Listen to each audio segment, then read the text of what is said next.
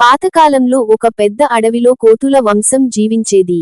పెద్ద పెద్ద చెట్లు, పొడవైన కొమ్మలు, పళ్లతో నిండిన అడవి అది. ఆ కోతుల గుంపుకు నాయకుడు బూడిద అనే ఓ పెద్ద కోతి. అతను చాలా అనుభవం కలవాడు. అన్ని కోతులు అతని మాట వినేవి. కోతుల జీవితం సరదాగా సాగేది.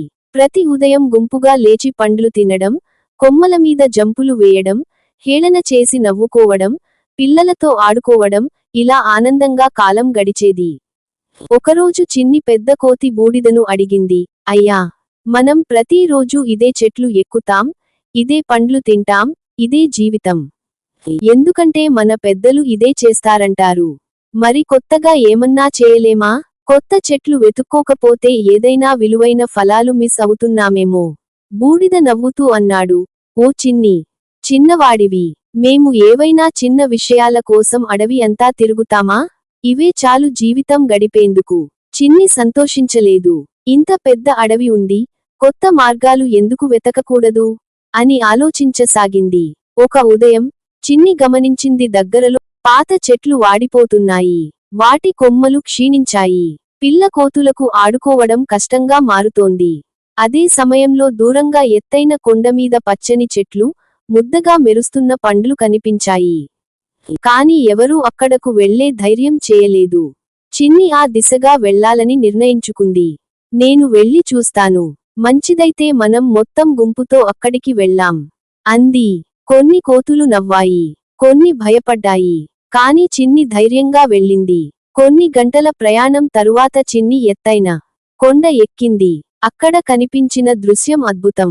మామిడి, జామ, చెరుకు వంటి ఎన్నో రకాల పండ్లతో చెట్లు నిండి ఉన్నాయి. అక్కడ మధురమైన వృక్షరసాలు, చల్లటి నీటి వాగులు కూడా ఉన్నాయి. చిన్ని అక్కడ కొంత కాలం గడిపింది. కొత్త చెట్లపైన ఎక్కి ఫలాలు తింది. అక్కడి వాతావరణం ఎలా ఉందో అర్థం చేసుకుంది.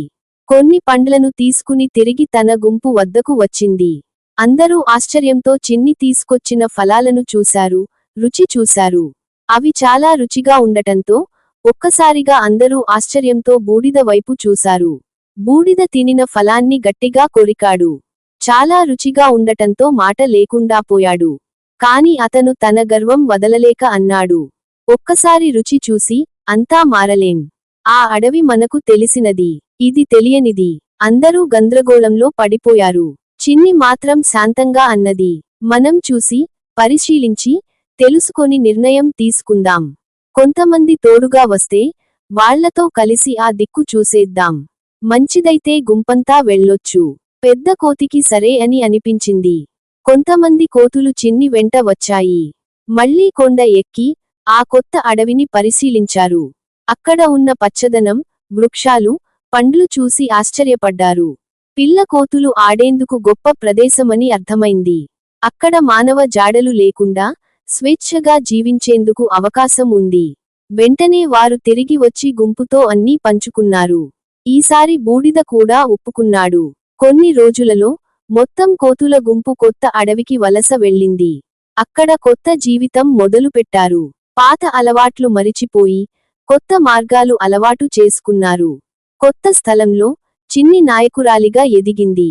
అది అన్ని కోతుల అభిప్రాయాలు తీసుకుని వారందరినీ సమానంగా చూసింది. ఎవరి గొంతు వినిపించకపోతే వాళ్లను ముందుకు తీసుకువచ్చింది. పిల్లలకు కొత్త విషయాలు నేర్పింది. చిన్ని చూపించింది, సాహసంతో, ఆలోచనతో, ప్రయత్నంతో మార్పు సాధ్యమవుతుందని. దీనిలో నీతి ఏమిటంటే, కొత్త మార్గం వెతకడానికి భయం వద్దు.